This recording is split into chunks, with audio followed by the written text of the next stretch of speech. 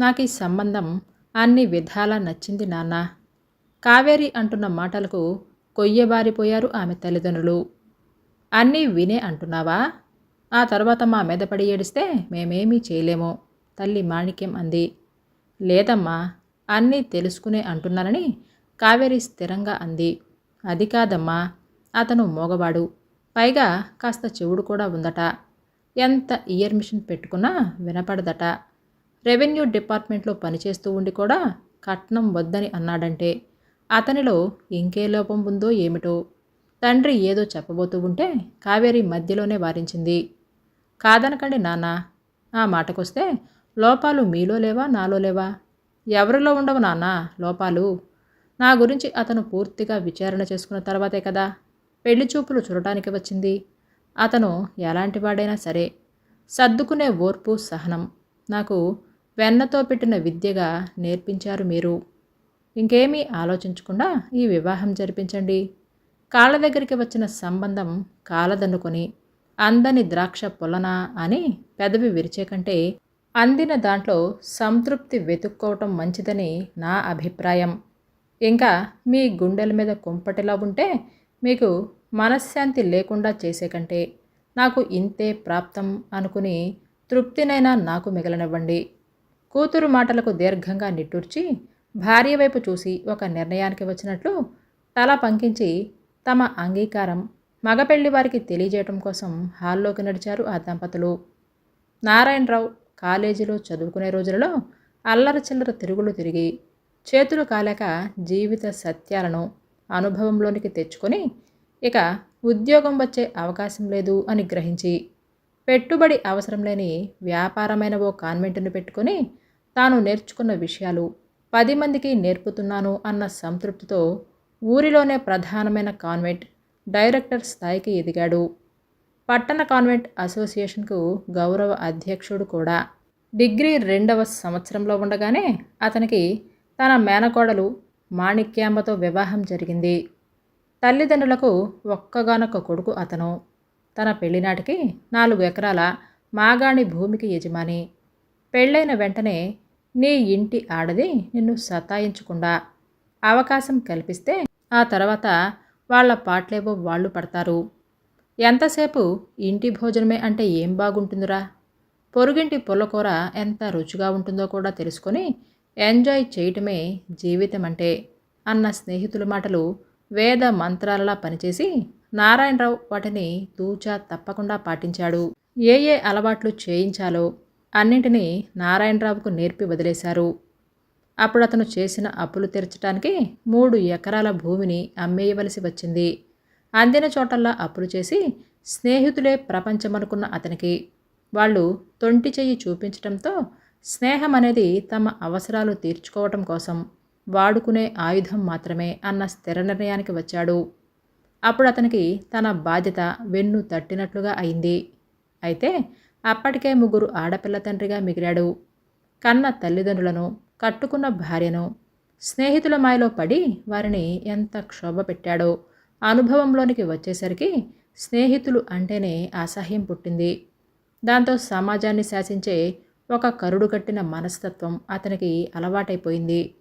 ఎవరైనా తనను, తన వాళ్లను ఏమైనా అంటారేమోనని ముందుగానే ఊహించేసుకుని వాళ్ల ఎదుటే తన వాళ్ళని దుమ్మెత్తిపోసే తత్వాన్ని నేర్చుకున్నాడు.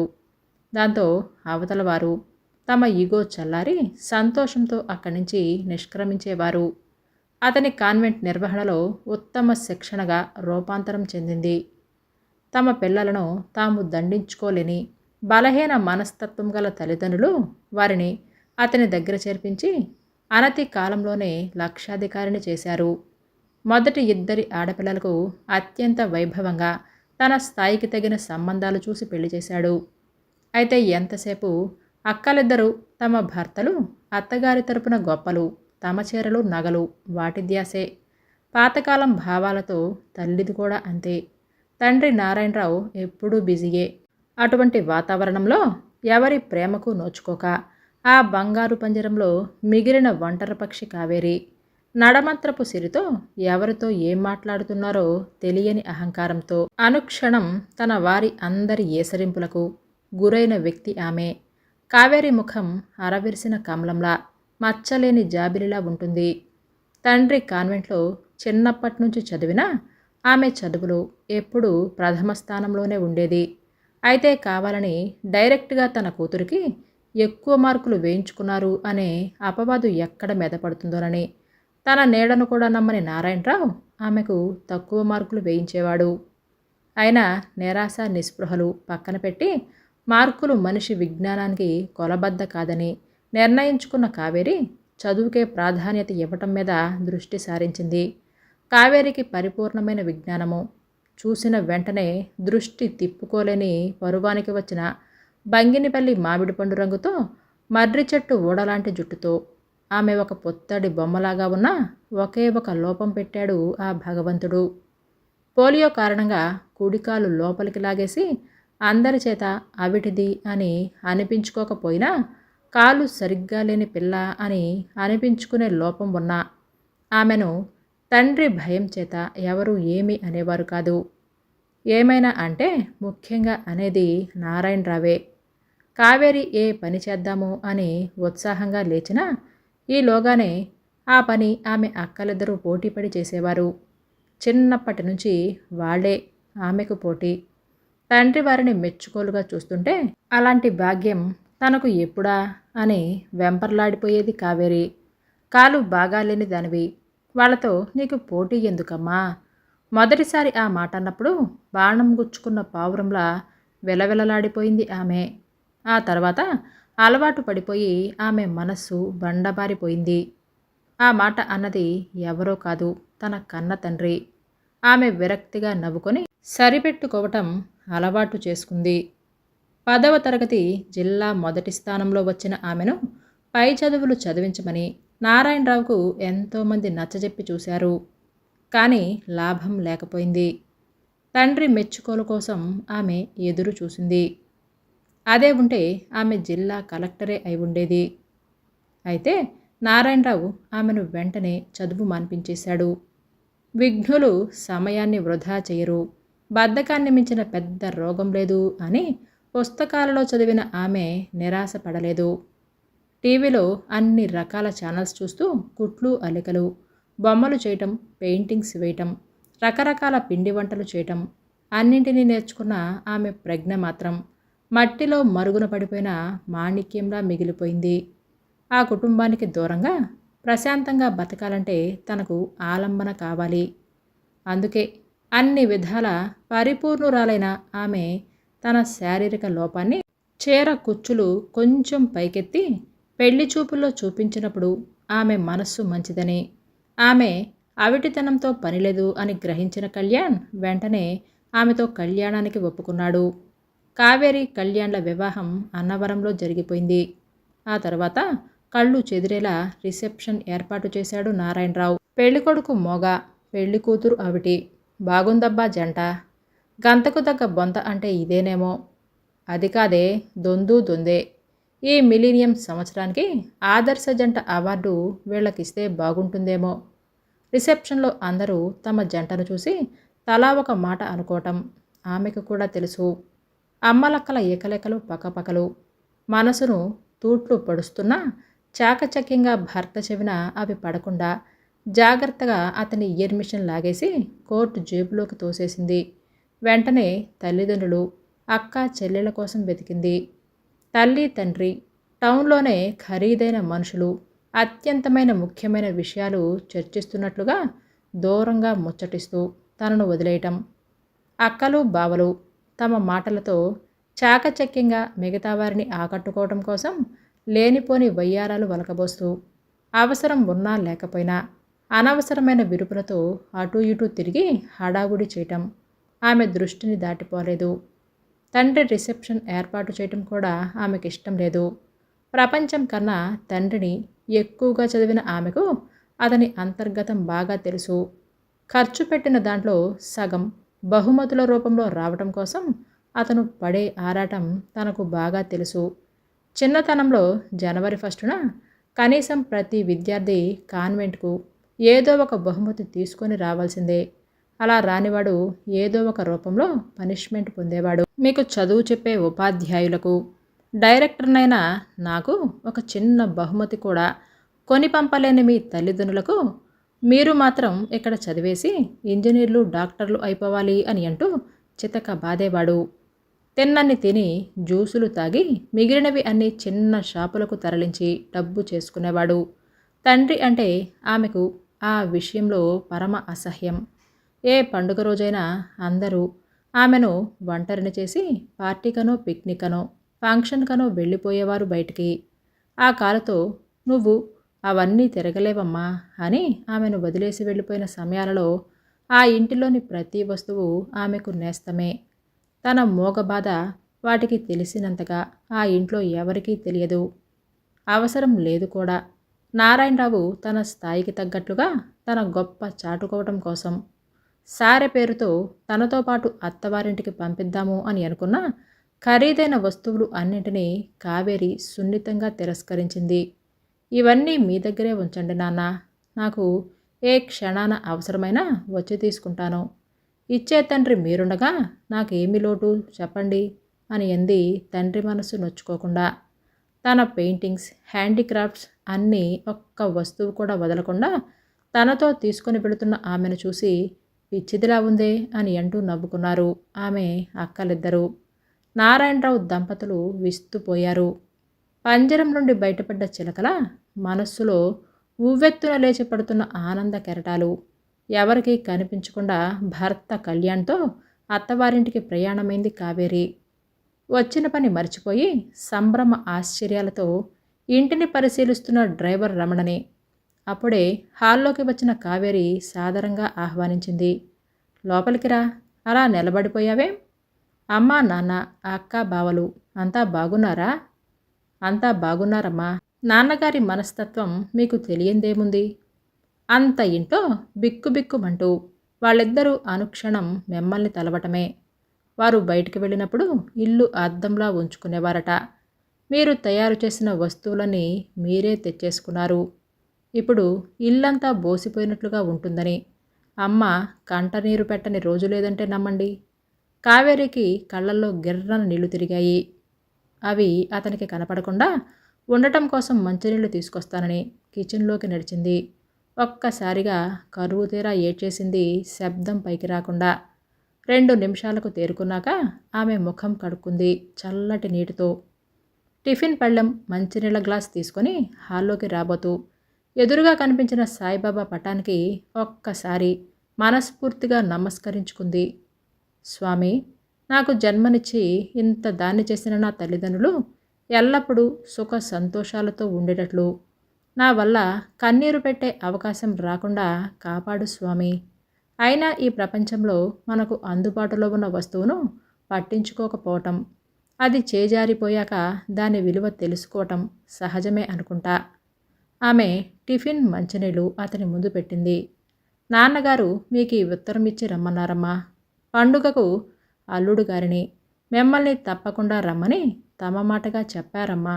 అదే ఆ ఉత్తరంలో రాశారటమ్మా అని అతను ఉత్తరాన్ని అందించి టిఫిన్ పళ్ళెం తీసుకున్నాడు.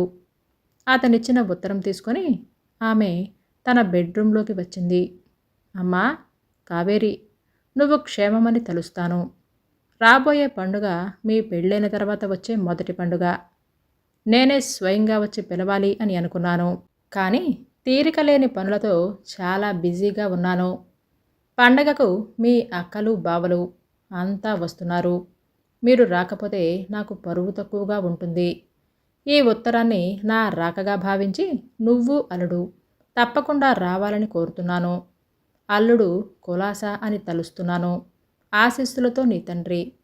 ఆమె పెదవుల మీద ఒక చిరునవ్వు మెరిసింది. అక్కలు, బావల ముందు తమ పరుగు నిలబడటం కోసం తమని మొదటి పండుగకు ఆహ్వానిస్తున్నారన్నమాట. వారి అందరి ముందు తన భర్త స్థాయి కొంచెం తక్కువ కావడంతో మొదటి నుంచి ఆయన అంటే చిన్నచూపే. ఆ ఆలోచన భరించలేకపోయిన కావేరి వెంటనే లెటర్ ప్యాడ్ తీసుకుని తండ్రికి ఉత్తరం రాయసాగింది. వేదమూర్తులైన అమ్మ, నాన్నగారికి మీ ఆఖరి కుమార్తె కావేరి హృదయపూర్వక నమస్కారాలు. మీ పరువు నిలబడటం కోసం మా వివాహమైన తర్వాత మొదటి పండుగకు రమ్మని ఆహ్వానించినందుకు మీకు సదా కృతజ్ఞతలు. కానీ కాలు సరిగ్గా లేని పిల్ల ఇల్లు కదిలి రాలేదని మీరు మర్చిపోయినట్లుగా ఉన్నారు నాన్న. అవును నాన్న, మనం ఏ పరిస్థితి నుంచి ఈనాటి ఉన్నత స్థితికి ఎలా వచ్చామో నాకు బాగా గుర్తుంది. అయితే డబ్బే ప్రపంచమైపోయిన మీకు, విద్యను వ్యాపార దృష్టితో మాత్రమే చూసే మీకు, నాలాంటి వారి వేదనలు అరణ్య రోదనలుగానే మిగులుతాయి. చిన్నతనంలో నేను ఫస్ట్ మార్కులు సంపాదించిన నా పట్ల మీరు ఒక్కసారైనా మెచ్చుకుంటారేమో అని ఎన్నోసార్లు ఆశించి భంగపడ్డాను. మీరు నా చదువును నిర్దాక్షిణ్యంగా ఆపేశారు. ఆడపిల్ల చదువుకుంటే అది కుటుంబానికంతటికీ వెలుగునిస్తుందని ప్రసంగాలిచ్చిన మీరే, చెప్పే మాటలు చేసే చేతలకు సంబంధం ఉండదు, అవి కేవలం మీ బతుకు తెరువు కోసం మాత్రమే, విద్యను వ్యాపారంగా మార్చుకొని ఈనాటి స్థితికి రావటానికి అవసరమైన పునాది వేసుకున్నారు అని అర్థం చేసుకున్నాను. కాసేపు బయట ప్రపంచంలో అందరితో కలిసి 4 విషయాలు నేర్చుకుందాము అని ప్రయత్నిస్తే 10 మంది నన్ను అవిటిదని ఎక్కడ అంటారో అని, మీరే కాలు సరిగ్గా లేని దానివి, నీకెందుకమ్మా ఈ తిరుగుళ్ళు అని నా నోరు మూయించేవారు. పెళ్లికొచ్చిన పెద్దలందరూ మిమ్మల్ని పలు ప్రశ్నలతో వేధిస్తారు అని తెలిసి గుట్టు చప్పుడు కాకుండా ఆఖరి పిల్ల పెళ్ళి అన్నవరంలో చేస్తామని మొక్కుకున్నామని తూతూ మంత్రంగా జరిపించేశారు. రిసెప్షన్లో అందరూ తలో మాట మమ్మల్ని గుండెలు తూట్లుపడేలా అంటుంటే మీరు అమ్మ రకరకాల వ్యాపార విషయాలు చర్చిస్తూ అక్కడి నుంచి దూరంగా వెళ్ళిపోయారు.